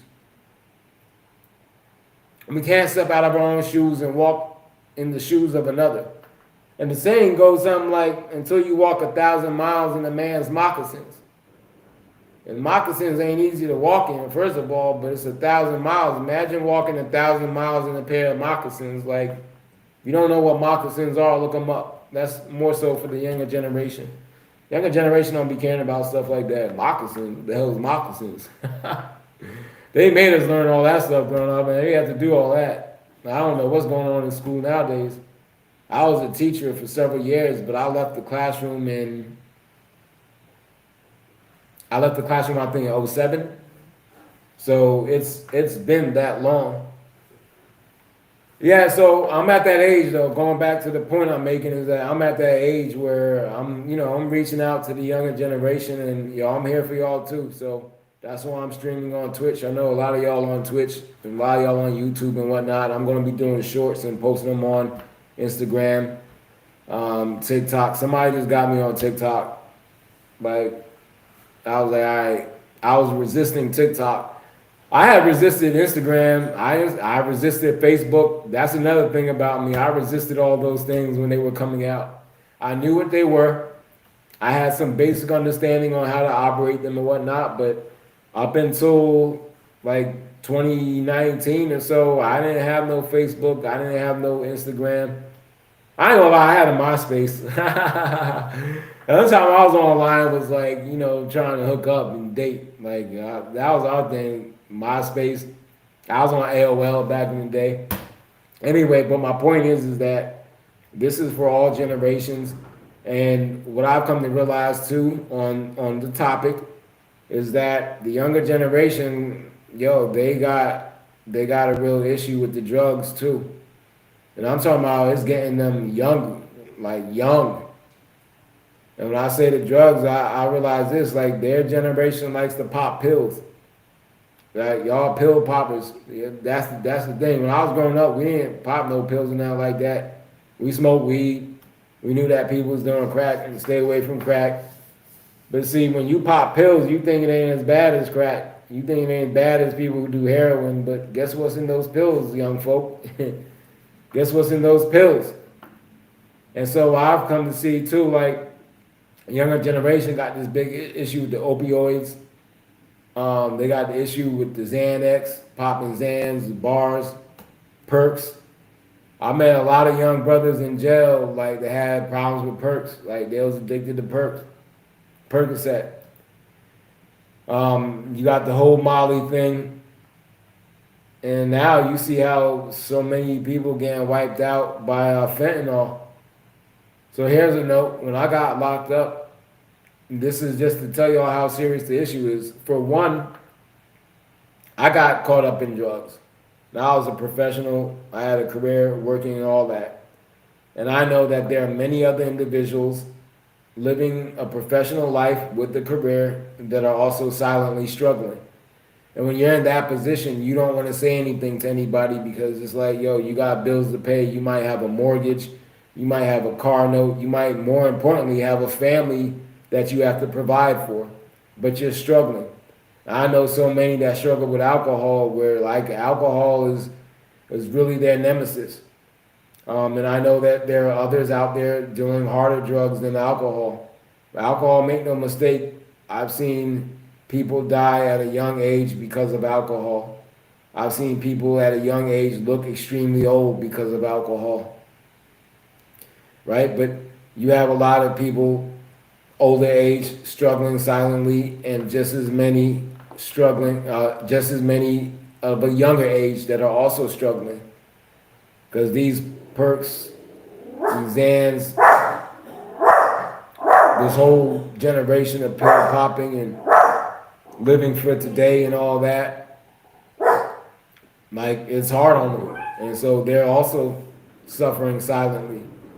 So that's one of the points. Let's talk about that for a second. Silent suffering.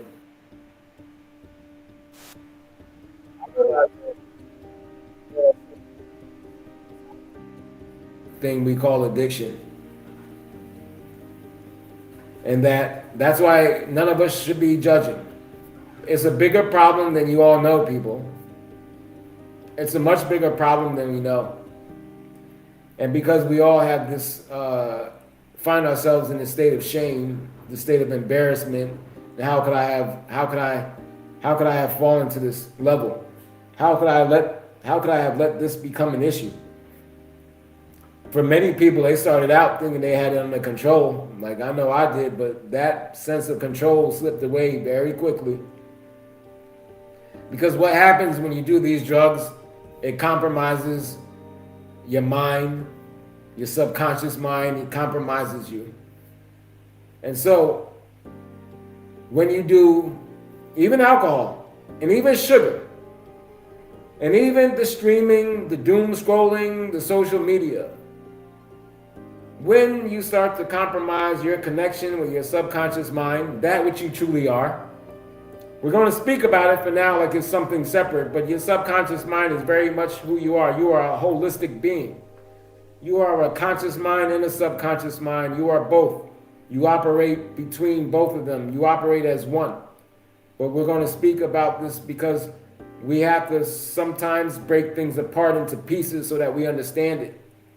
And so the drugs that we do, the substances that we ingest, the alcohol, the sugar, the things that we ingest. When I say ingest, we're talking about not just drinking, not just eating, not just popping pills, but ingesting through our eyes. You're ingesting through your eyes. You're taking things in through your eyes. The things that we're ingesting through our ears, the things we're taking in through our ears. Because we perceive life through our five senses. What you know as life, none of us are really engaged with life. We're engaged with the process of life. We are beings of multiple levels, right? And so how do you engage in life but through your five senses? So when you start to take substances, when you start to look at things, when you start to listen to things that are not in line with reality, that are not in line with the truth of who and what you are, you start to compromise your connection to reality. You're flooding your body, you're flooding your mind with all kinds of thoughts, images, and substances that alter your state of mind. And so going back to the point, none of us should be judging. Because some of our addictions don't have to do with substances. Some of our addictions have to do with our state of mind, the way that we think, constantly thinking a certain type of a way. But it's a bigger problem than we all know. And when you start to ingest these things and do things, you become compromised. You become compromised to other forces outside of yourself. Now, I try not to get too spiritual or religious on this is not therapy. I try to just speak very third dimensionally here, but it's only a matter of time before it creeps in because all things are one, right? Our existence is spiritual in its very nature. I say we're human beings having a spiritual experience. But here's the thing, everything in life is spiritual. Because our very nature is spiritual. So everything we're talking about is going to scratch the surface of spirituality in some shape, form, or fashion. We cannot separate that. We have to understand that the world that we're living in is much more than what we can see. And we haven't really been taught that. Most of us have not been taught that. Especially, there are some of us who have been taught it, but we still don't understand the degree to which it is.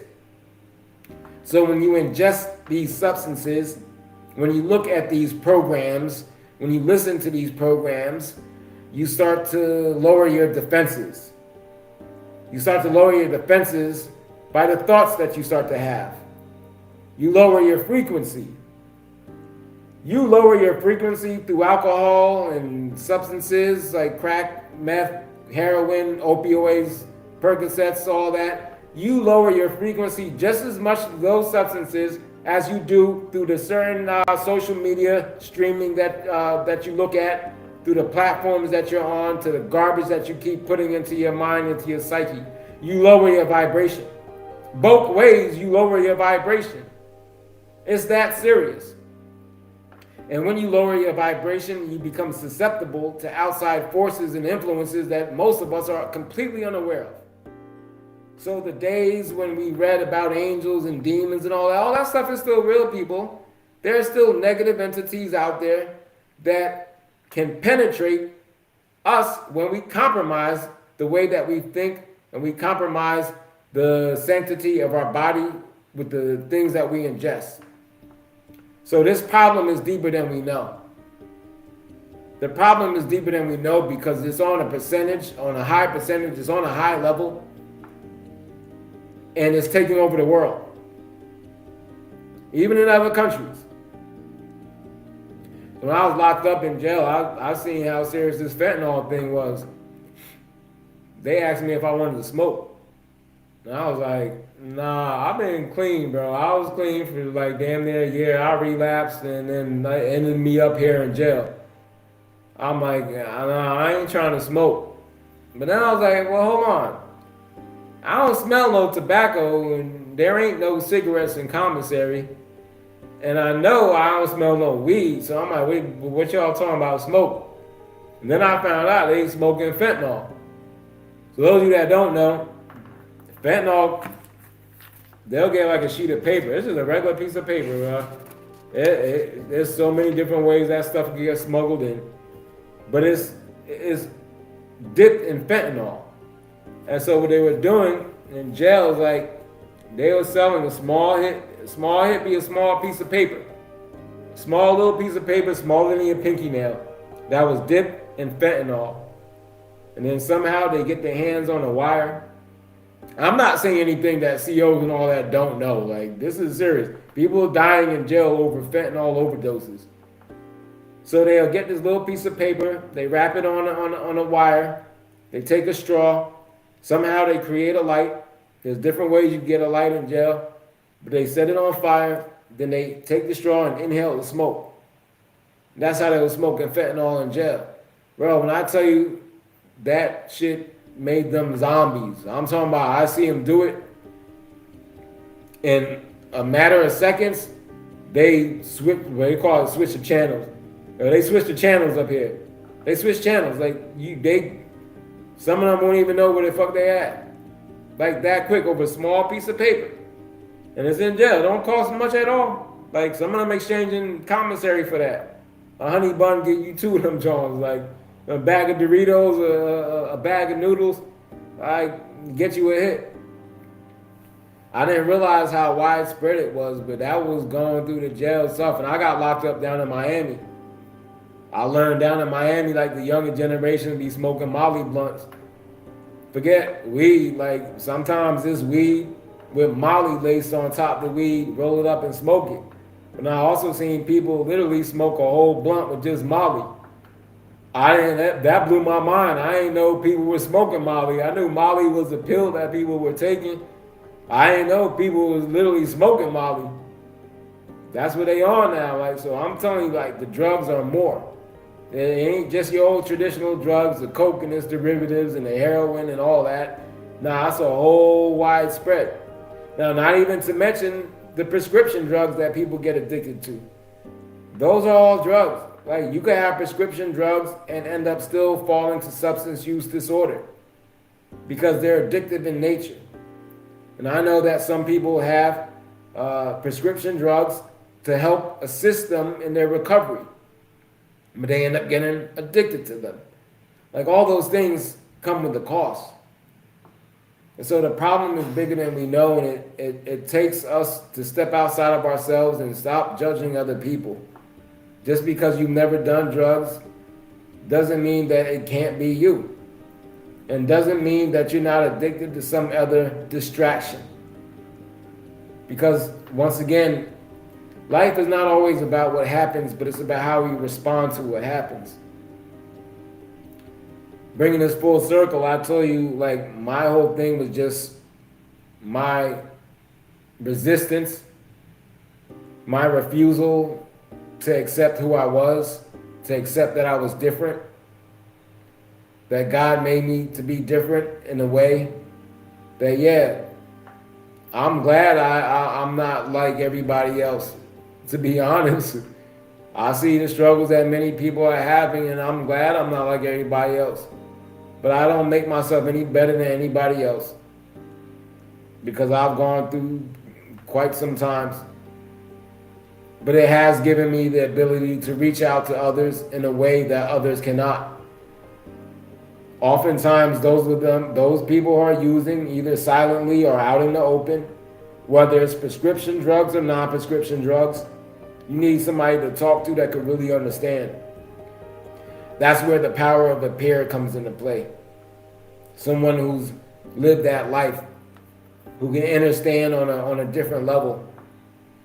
Sometimes it just takes that connection, knowing that someone can kind of really, you know what I'm saying? If not get it, kind of get it. It doesn't mean that you should push people away just because they haven't used before. But there is a power in speaking to those of us who have.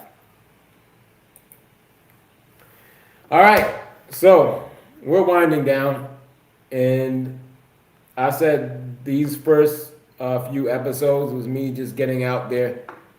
I shared a story, showed you that I could talk. We're at an hour and 51. I appreciate anybody who takes the time to listen to this. I appreciate anyone who subscribes and shares this. This comes from the heart. Every episode will be different. I'm challenging myself. Like 2 hours is the time, and I'm not going to be talking straight for 2 hours every episode. I can tell you all that. So I look forward to people joining the conversation. That gives me more to talk about. I'm going to do some other things as well. At some point, I want to address current events.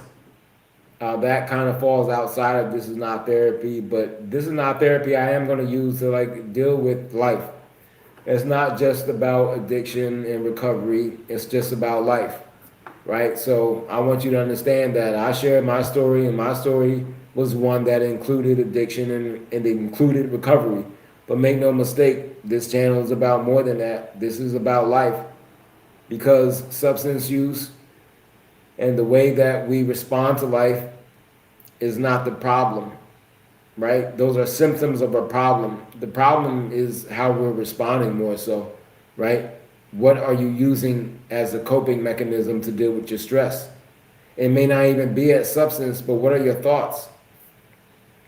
Right? So this is not therapy. This is therapeutic. This is about life. This is about hope. This is about upliftment. This is about empowerment. This is about us. This is about life. Yo, Sway, I got a comment from somebody I know. Oh! Bro, we're going to be in touch. I'm going to reach out to you. Love you too. So this is about life, right? And like I said, I'm looking forward to some more participation as you know, I got to just be consistent. So I set the schedule and I'm going to stay on it. I'm going to reach out to some people back in Jersey too, see if I'll get them on and they could share some of their story, and that'll just make things more interesting. I want to keep this interesting too. So like I said, some episodes are going to be educational. It'll be me sharing some insights and talking about some things. I'm trying to distinguish the spiritual things. I got a different podcast. Tomorrow is going to be on God. Tomorrow is going to be more spiritually based. And like I said, we are spiritual beings having a human experience. Therefore, everybody is spiritual. Everything you do has a spiritual component to it. Life itself is spiritual. So when people say, oh, I'm spiritual, like, well, we all are. That don't really mean nothing to say that you're spiritual. Like, we're all spiritual. So tomorrow is the spiritual podcast. That's going to be on God. I called it On God. And let me read. I'll give you this little warm up for that. So, On God is a welcoming, multi-faith exploration of spirituality and the divine. It's for believers, skeptics, seekers, and those who simply know there's more. All backgrounds, beliefs, and levels of faith are respected there or here. However, And this is the controversial part, at least for some of you it's going to be. However, this show was grounded in one principle. No single religion or tradition holds a monopoly on God. That's it, and that's all. It's Arnold Schwarzenegger quote. That's it, and that's all. I'm going to repeat that. No single religion or tradition holds a monopoly on God. If you're curious about the nature of God, spirituality, consciousness, or your own inner connection, then you're in the right place. We explore the infinite beyond boundaries, labels, and fear. We're not claiming answers. We're expanding the questions. So, tomorrow's going to be on God. And like I said, I'm growing into this, but like I told you, I set myself up for the 2 hours. So we're going to do this week and see how it goes. Well, once I start getting some people on here, it could flow even better. I think 2 hours may not be enough. Once I get somebody else up here, I'll talk for a little bit, then we introduce them and interview them. Then we'll have some crowd participation. I'm going to keep going until I get to that point.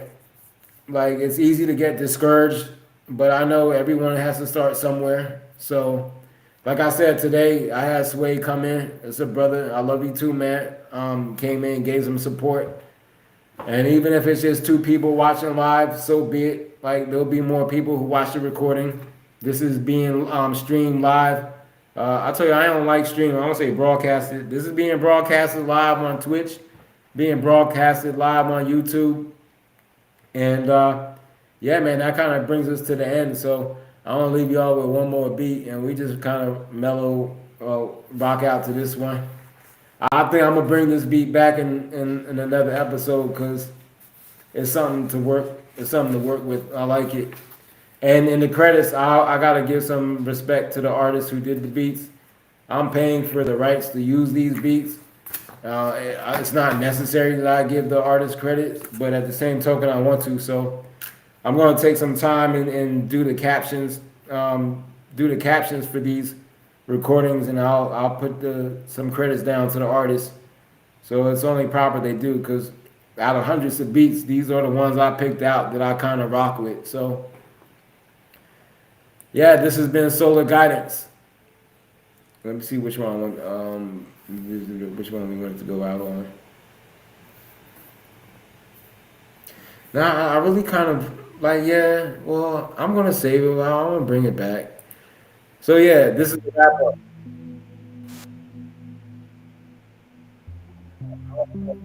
Though, because that one starts out mellow though, right? You see? But I kind of started already, so we're just gonna let it rock.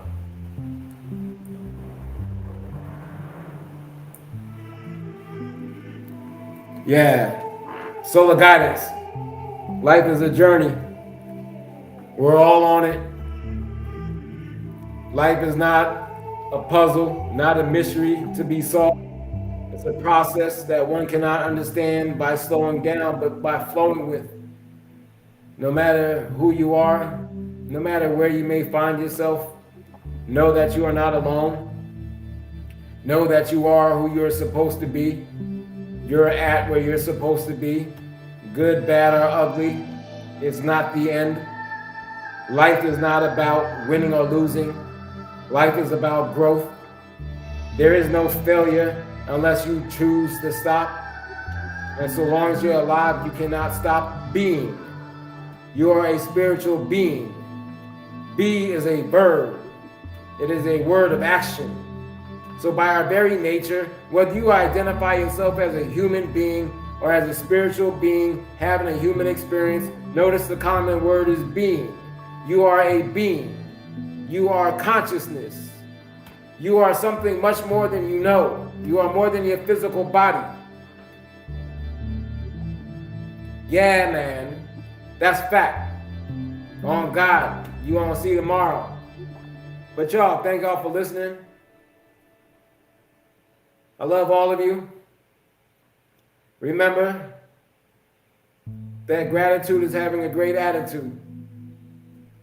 And that no matter the space that you find yourself in, if it's hard, for you to be positive, just be grateful. Just have some gratitude.